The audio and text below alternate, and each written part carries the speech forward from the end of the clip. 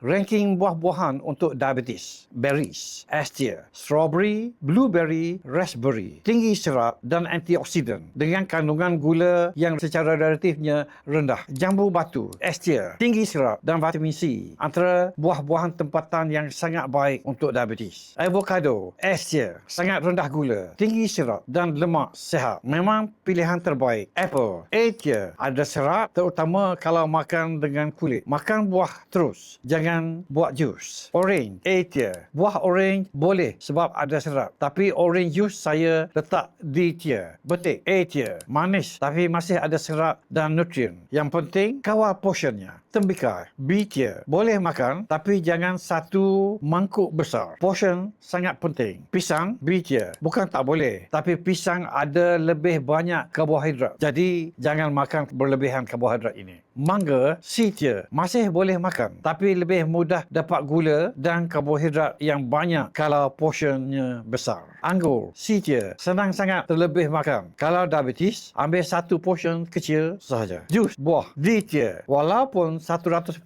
buah yang tak tambah gula, serat dah jauh berkurangan dan gula lebih cepat diserap.